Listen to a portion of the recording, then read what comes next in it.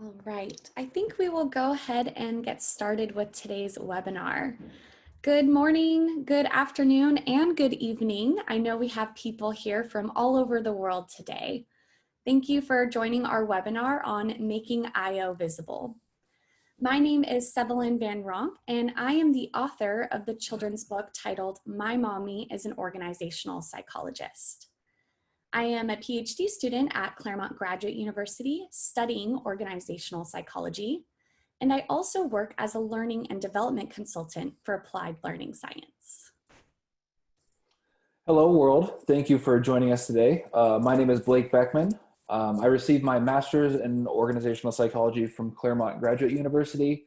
I am a current doctoral student in evaluation and applied research methods at Claremont. And I am the illustrator of My Mommy is an Organizational Psychologist. Thank you, Blake. For today's webinar, we will talk a little bit about making IO visible, and then we will share a creative way that Blake and I are trying to make the field more visible. We will end today's session with a panel session with Dr. Marissa Brouwers, Dr. Stephen Gilliland, and Dr. Anne-Marie Ryan. Visibility for industrial and organizational psychology is important for several reasons, but a couple of the ones that I want to touch on is that first, many people have not heard of the field industrial and organizational psychology.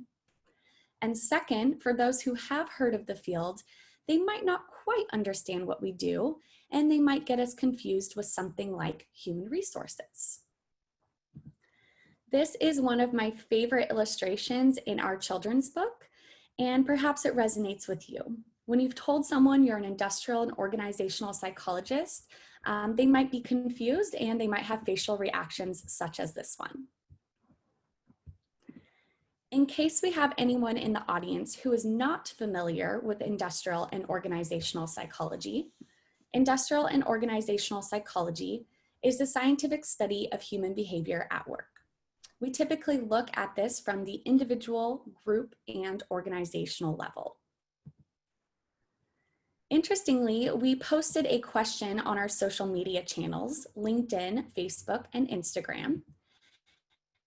And we asked people to tell us some common reactions they've received when they tell someone they are an IO psychologist. We wanted to share some of those results with you.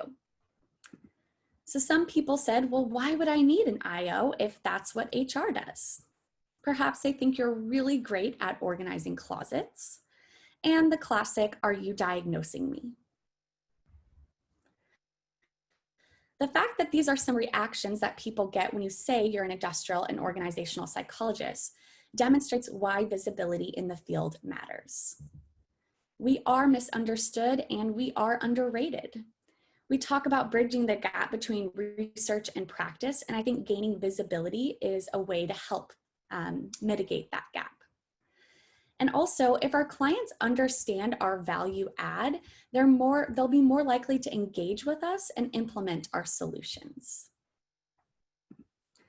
One of my favorite quotes written by Dr. Ryan, who's with us today as a guest panelist, is we need to make some inroads towards educating the general public about who we are, because anyone who works can and will be affected by what we do.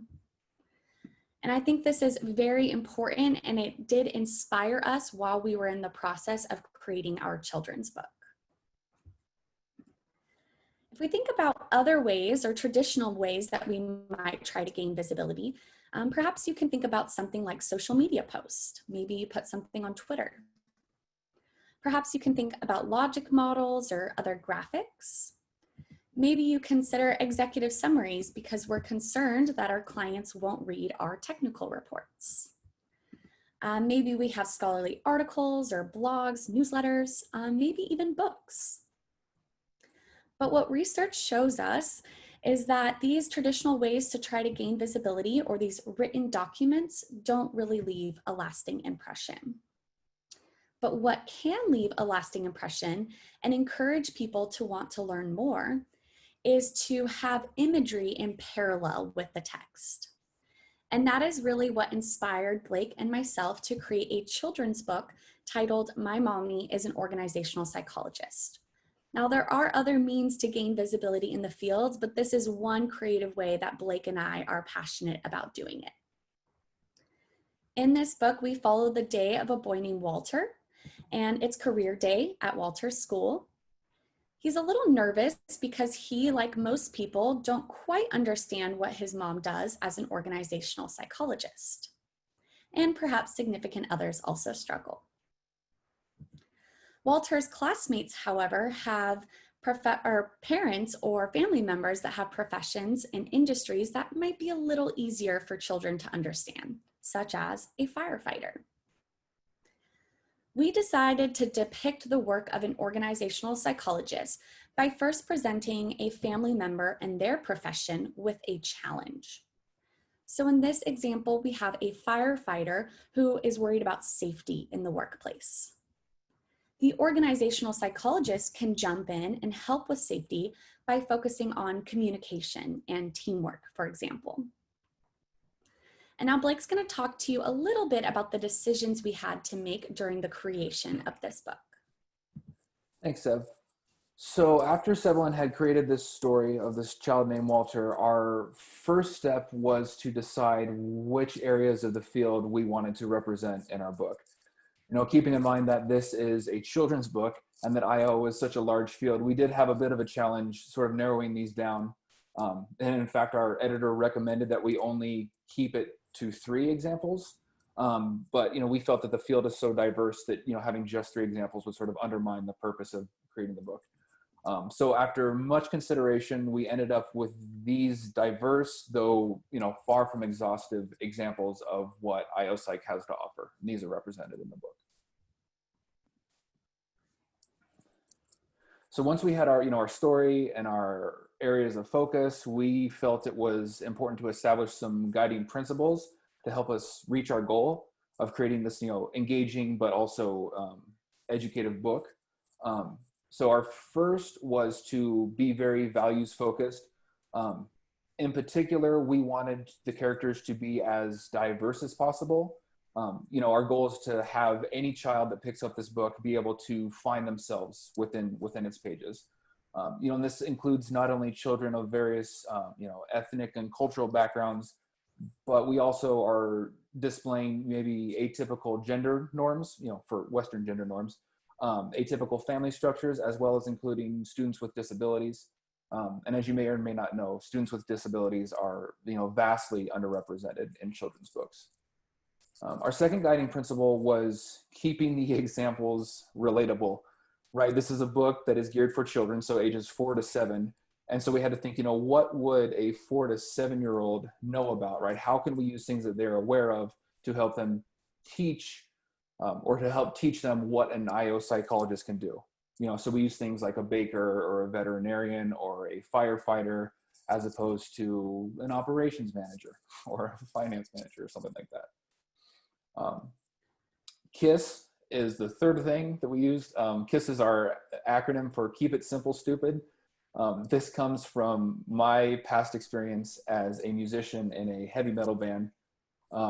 Sometimes when you're creating an idea, you start with a good idea and then you add a little bit more and you add a little bit more and a little more and a little more. And then all of a sudden you have this, this big, beautiful thing that is super technical that only impresses the people that created it. And whenever we would do that, our manager would stick his head in the room and say, keep it simple, stupid, right? And the point of that being, keep your audience in mind, right? The reason you need to keep it simple is because you're trying to establish trust with your audience. And whether it's the audience of a book or whether it's a client, keeping it simple shows them that you care about them, right? If you come out of the gate and when you're first engaging with them and you're using fancy language and, showing off as it were, they are likely to get intimidated, and I'm sure you've had this experience, and then they shut down. Right? But if you meet people where they're at, you use simple language, you use, relatable examples, they feel like they're invited into the conversation, that they can be a part of what's ever happening. And then, then that's how you show you care. And then once they know that you care, then you show them that you're qualified to do whatever the work is that you've been hired to do. And finally, you know, we wanted this to be an enjoyable experience, right? It's a kid's book, it's a picture book. The images should be engaging, they should be fun. So we, you know, created pictures that were very colorful, lots of whimsy. We used very expressive characters, and we spent a lot of time on the images. The idea here is that, you know, we wanted kids to read this book and become engaged with it, and then, you know, they grow up and they put it down, and it's one of those things they can come back to later and say, oh yeah, not only did this book connect with me when I was a child, but it actually was a high quality book. So hopefully, you know, by implementing those or sticking to those principles, we've been able to create something that is an enjoyable experience, an enjoyable experience, but, you know, can also help educate audiences about what we do. Thank you, Blake. For the last 20 minutes of our webinar, we are going to now hear from our 3 guest panelists, Dr. Marissa Brouwers, Dr. Stephen Gilliland, and Dr. Anne-Marie Ryan. Thank you for those of you who submitted questions upon registering for this event. We've selected some of those questions, and if we have time at the end, we will open it up to the audience. So the very first question that I have is for Dr. Brouwers. What is your elevator pitch as an IO psychologist? And what tips do you have for others who are trying to develop their own elevator pitch? Thank you very much, Seth. It's always a challenge to create your own elevator pitch, as our field is quite broad. So trying to explain to someone what you do might be a challenge. But I usually say I study and shift people's behavior and thinking about their work, and enabling them to gain new insights, tools, and energy that they can use and utilize within their work, enabling them to optimize and function fully within their workplace. I also found a very nice way that somebody wrote a pitch, and they compared it to going to a local doctor. So as you go to a local doctor and you're feeling very unwell, of course, business leaders with human capital pains can also contact industrial psychologists. We listen to those symptoms. We use tested scientific methods to check the organizational pulse. And then we prescribe a course or a treatment from our organizational toolkit that we actually have. I think that was a nice way and a nice pitch actually to have. I think there's 4 things that's quite important when you develop your own pitch. I think the first thing is that you need to identify what is your own work identity. How do you describe yourself as an industrial psychologist? How is it embedded within your identity? If you shape that thought from within, that will enable you to explain to a fuller extent what you are able to do. Secondly, I think it's very important that you need to know who's the audience to which you are pitching your, to tell them what is an industrial psychologist. And I think in our case, we've got academia, we've got practitioners, and we also got the lay person that might not always understand the jargon. So I think it's very important that we need to have a flexible elevator pitch that we can pitch to different audiences. Thirdly, I think it's very important that we need to be clear. We should not use jargon, especially with lay persons, that we usually use. Yes, there is, let's say, definitions that's developed by the APA and by PSYOP and PSYOPSA and other governing bodies to explain what organizational psychologists do. But I think it's very important that once we identify the audience, then we can use that type of jargon. But for the rest, we need to remember also that people have different mental models. And what you say also depends on that person's mental model, because like you mentioned earlier, people most probably were thinking we are only doing HR work. If we pitch something and we use the word psychology, then people think automatically we're clinical psychologists. So we need to also keep in mind what's the mental model and the type of wording that we are using in our pitch.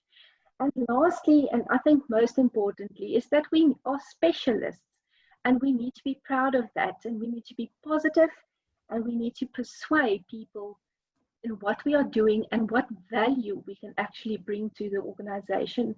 So basically, it's up to us to really create a nice pitch in which we enable others to understand what value we can bring to them within the organization. Thank you, Dr. Brouwers. So the 4 tips: make it personal, know your audience, don't use jargon, and know your value. That was very helpful. Thank you. Our next question is for Dr. Ryan. In your experience, what have been some successful ways to reach and educate those outside of the field? Yeah, thank you. I think one of the biggest things for me personally, and people who I've admired who are very skilled at making the field visible, is going to other people's spaces and places. That is, you really have to make the connections along the lines that Marissa was talking about, of speaking the language of a group of people. So for example, I've done things where I've gone to meetings of gas station owners, nurses, city managers, police chiefs, and spend a little time actually knowing what are the needs and also the mental models, as Marissa said, of those particular groups. What are the typical problems? Because if you're there, then you're better able to understand how you can be of value for that group of people. And your solutions that you may be offering are going to be seen as meaningful, as opposed to just off-the-shelf things that don't connect. So taking time to be in other spaces.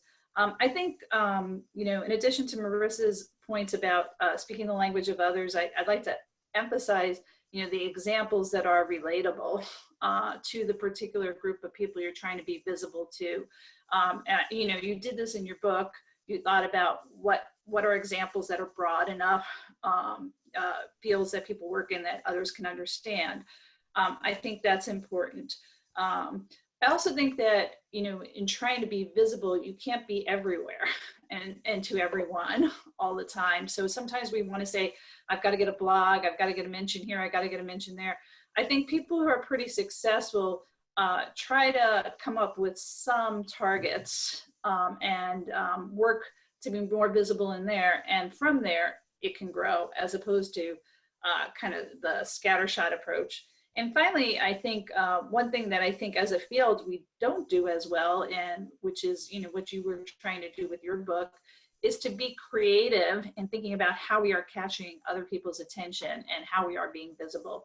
You know, what other, as the quote you put up, what other means can we use than simply writing about things as a means to connect?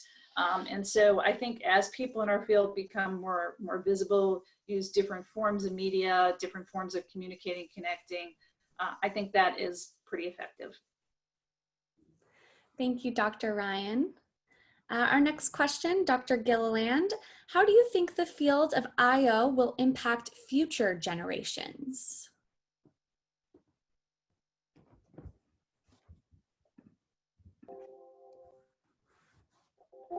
When I first joined SIOP, Society for IO Psychology, back in 1988, I believe it was, I think the SIOP conference was drawing 600 people that year or something like that. And it was seen as a resounding success of how many people were involved in IO psychology.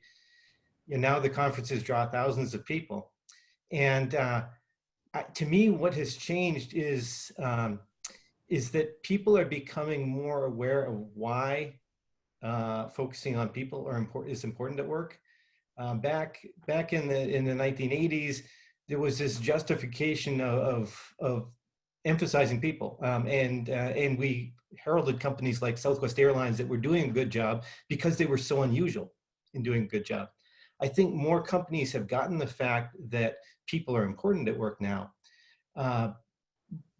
But we're still struggling with how do we do this and what does it mean to treat people well. And I think that's the part that's going to impact future generations, is as we continue to evolve and discuss what does it mean to treat people well at work? Why is that important? And when do we get it wrong? I think if we can continue to develop as a profession, following the trends in the workplace and looking at what does it mean to treat people well at work? What does it mean to engage people fully at work?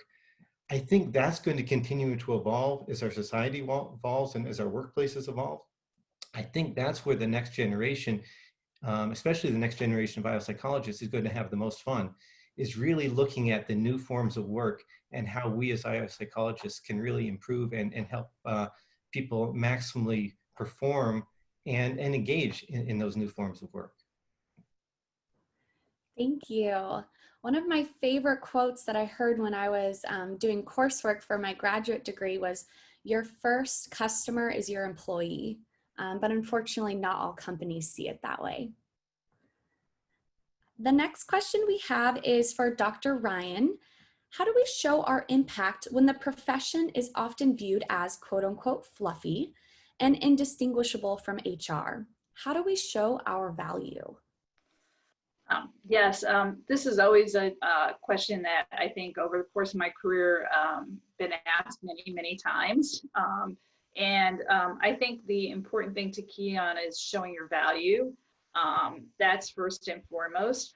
I do find there are some settings where pushing very hard on distinctions from HR don't allow you to show your value. So in the sense that if you make a very big deal about this is this, this is that, and you get into kind of a conversation about, well, why is this not your field or is your field, you may lose your audience entirely. So having said that, I think, when you need to make a distinction, think once again about what are the metrics and what are the values of the audience you're connecting with, and how can you illustrate what we do in IO psychology by talking about that.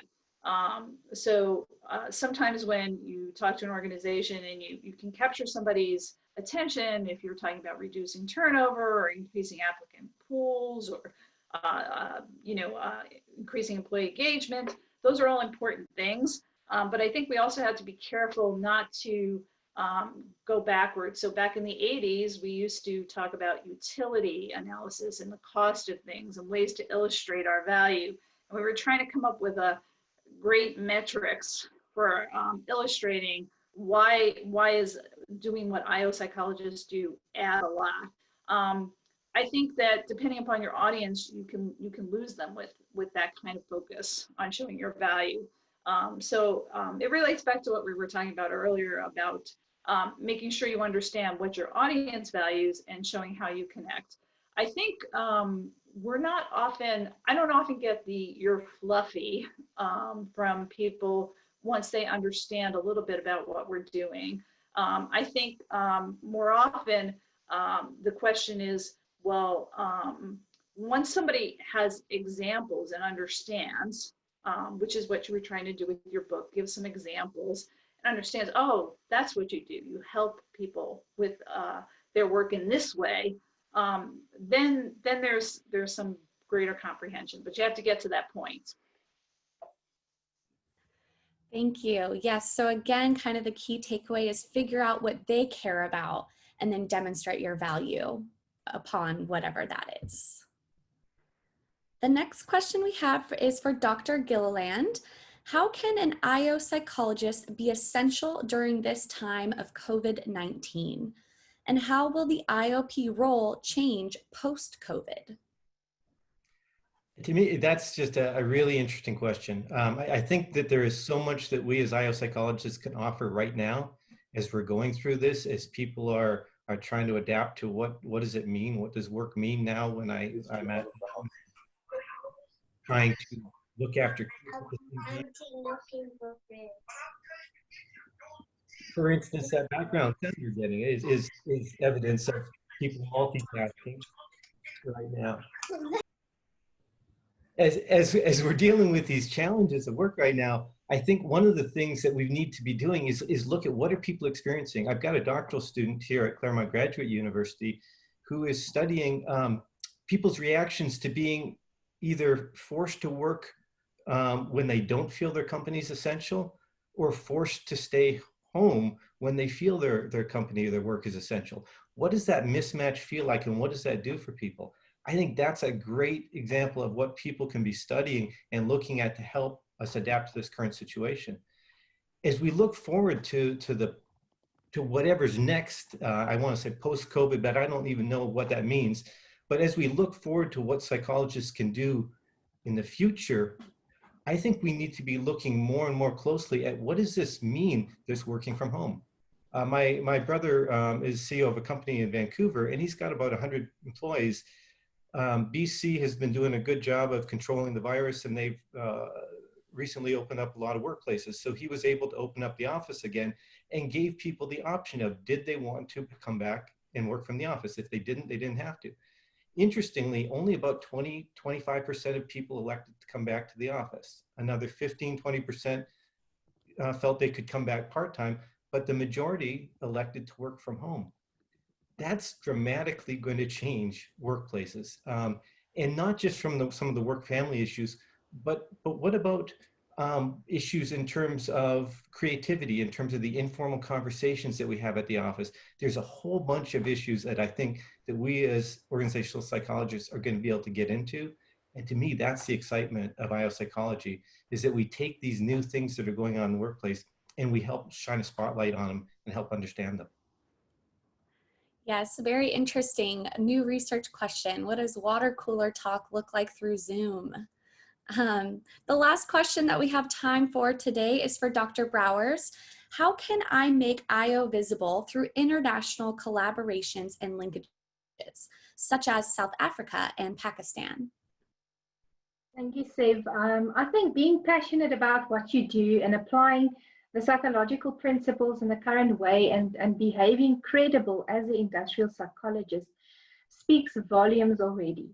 And I think if that already runs throughout, and people would want to then connect with you if you already have that identity set. I think the question is, and maybe that's something that Dr. Ryan tapped on a little bit earlier, talking about what is the target, is what is the purpose that you want to collaborate with someone.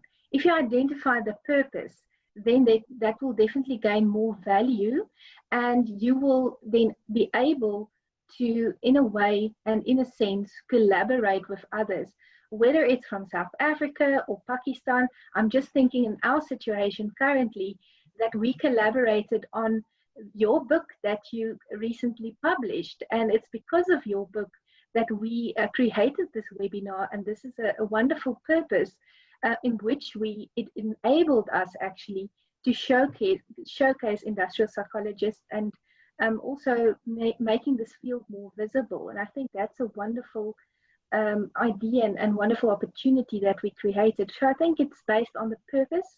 What is it that we want to achieve by this? And also I think there's different tools that you can use in academia.